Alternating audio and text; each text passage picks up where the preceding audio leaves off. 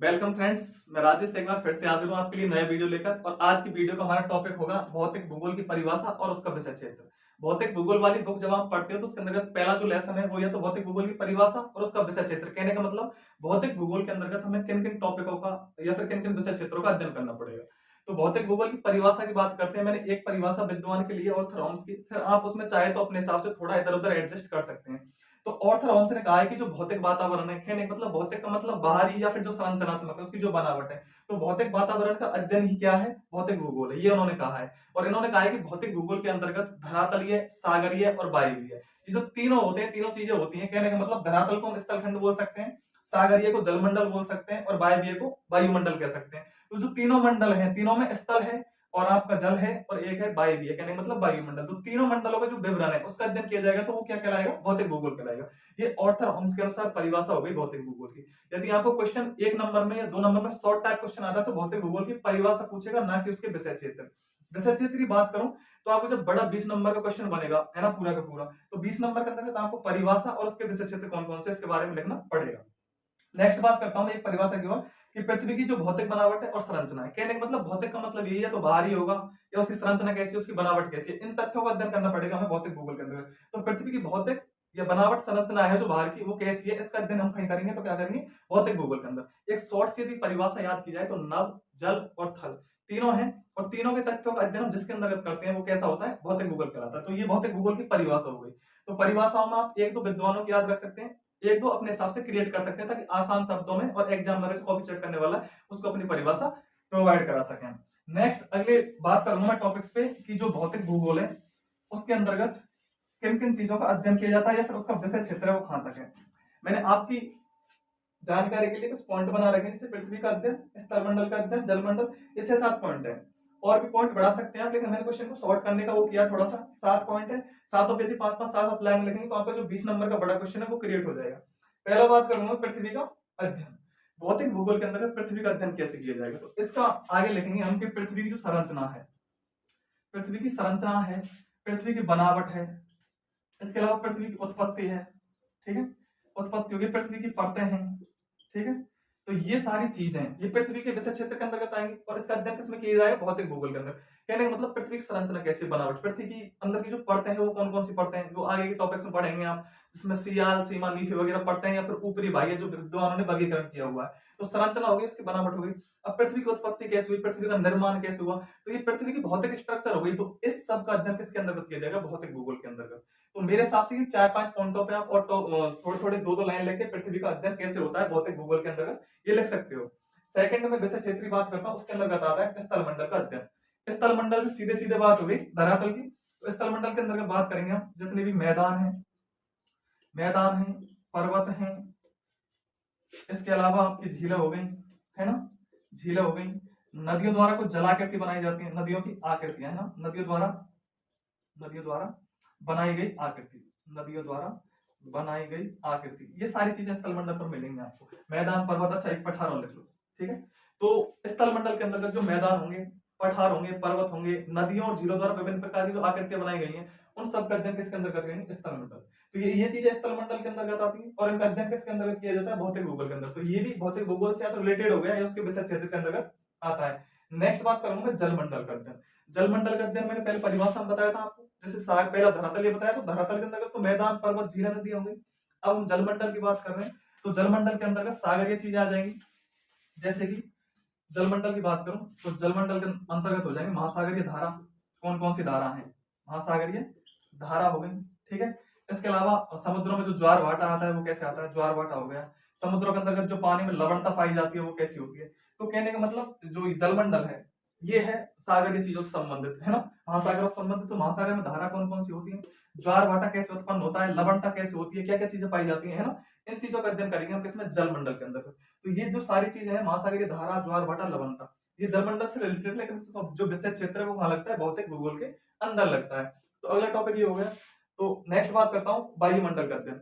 वायुमंडल जो हमारे चारों ओर है, ठीक है, वायुमंडल के अंतर्गत क्या देखेंगे, तो वायुमंडल का क्षेत्र कैसे लगा हुआ है भौतिक भूगोल से।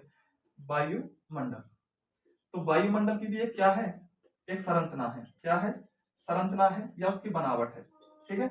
वायुमंडल के अंदर क्या होता है, वायु से चक्रवात आते हैं, विभिन्न चक्रवात, है ना, या फिर तूफान आएंगे, उनका अध्ययन भी किया जाएगा। ठीक है, वायुमंडल से ही जलवायु बनेगी, और जलवायु के अंतर्गत आर्द्रता, नमी वगैरह चीजें होंगी। आर्द्रता हो गया, तापमान हो गया, ये सारी पॉइंट्स हो गए, है ना।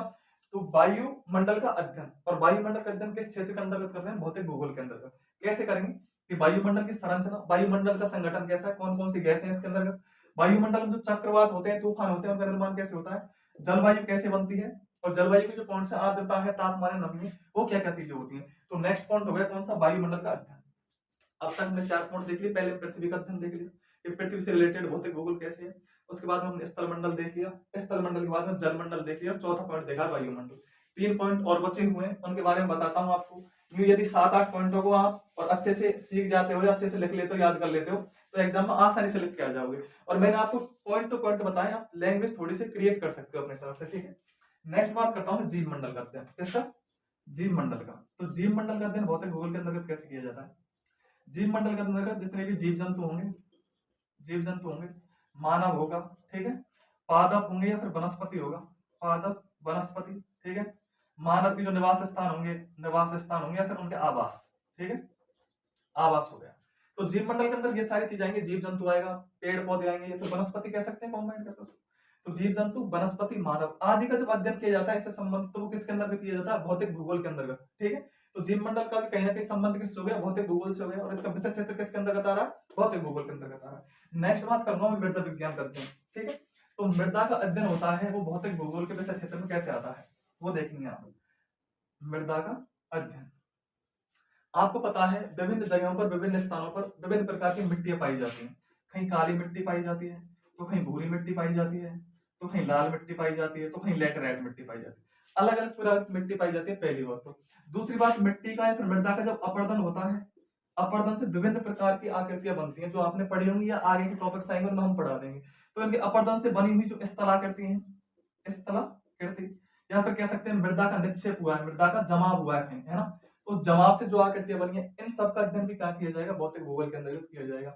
तो मृदा से क्या याद हुआ, मृदाओं के विभिन्न प्रकार होते हैं, विभिन्न रंगों की होती हैं। मृदाओं के अपरदन और निक्षेपण से जिन स्थलाकृतियों का निर्माण होता है, उनका अध्ययन हम किसके अंतर्गत करते हैं, भौतिक भूगोल के अंदर।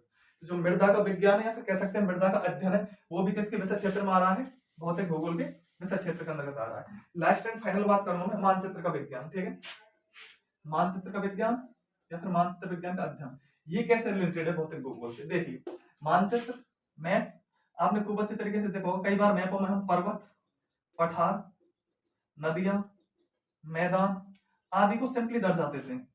कोई भी अपना सिंबल लगा के, जैसे पर्वत है तो उसको एक्स से कर देंगे ऐसे, है ना, यदि कहीं होगी नदी निकल रही है तो उसको ऐसे बहा के दिखा देंगे, है ना। तो पर्वत, पठार, नदियां आदि को और आसानी से किस पर, मानचित्र पर दर्शाया जा सकता है। और मानचित्र पर दर्शा रहे हो आप इन भौतिक चीजों को, तो ये किससे रिलेटेड हो गई, भौतिक भूगोल से संबंधित हो गई। तो ये आपके 7 पॉइंट है, मैं आशा करूंगा कि आपको आसानी से समझ में आए होंगे। एक बार फिर से रिपीट कर देता हूँ, 7 पॉइंटों की 7 पॉइंट है। पृथ्वी का अध्ययन कैसे हुआ, पृथ्वी की भौतिक संरचना हुई, बनावट हुई, परतें कौन कौन सी है, पृथ्वी की उत्पत्ति कैसे हुई है, वो सारी चीजें आपके पृथ्वी का अध्ययन में आ जाएंगी। स्थल मंडल के अंतर्गत आप जितने भी पर्वत हुए, पठार हुए, मैदान हुए, नदियां, झीलें, उनसे द्वारा जो निर्मित आकृति होंगी, उन सब का अध्ययन आप स्थल मंडल के अंदर करेंगे। ठीक है, नेक्स्ट बात करूं जलमंडल का अध्ययन। तो जलमंडल के अंतर्गत जो महासागरीय धारा हुई, उनकी लवणता हुई, ज्वार भाटे की क्रिया हुई, इन सब का अध्ययन जलमंडल के अंदर किया जाएगा। वायुमंडल के अध्ययन की बात करूं तो वायुमंडल का संगठन कैसा है, इसका निर्माण किन किन गैसों के द्वारा हुआ है, वायुमंडल में चक्रवात कैसे आते हैं, समवेगी वगैरह धारा, तो वायुमंडल क्या होगा, अध्ययन हो जाएगा ये। ठीक है, जीव मंडल के अध्ययन की बात करूं तो जीव मंडल के अंतर्गत जंतु है, वनस्पति है, मानव है, मानव का जो आवास है, तो ये सारी चीजें जीव मंडल से संबंधित है, लेकिन इसका अध्ययन भौतिक भूगोल के अंदर किया जाएगा। नेक्स्ट में मृदा विज्ञान की बात करूं तो मैंने अभी आपको बताया मिट्टियां कई तरह की होती हैं, कई रंगों की होती हैं। मृदा के द्वारा जो स्थलाकृतियां बनाई जाती हैं, तो मृदा का अपरदन होगा, मृदा का कटाव होगा, तो उस कटाव से जो विभिन्न प्रकार की स्थलाकृतियां बनती हैं, या फिर मृदा का जो जमाव होगा, मृदा एक जगह सेट होगी, है ना, तो उससे जो स्थलाकृतियां निर्माण होगा, उन सब के अंदर करेंगे भौतिक भूगोल के अंदर। लास्ट एंड फाइनल पॉइंट है मानचित्र विज्ञान के अंदर। मानचित्र या मैप की सहायता से हम विभिन्न प्रकार की स्थलाकृतियों को एक स्थान पर दर्शा सकते हैं, और इसका अध्ययन भी किसके अंदर किया जाता है, भौतिक भूगोल के अंदर। तो ये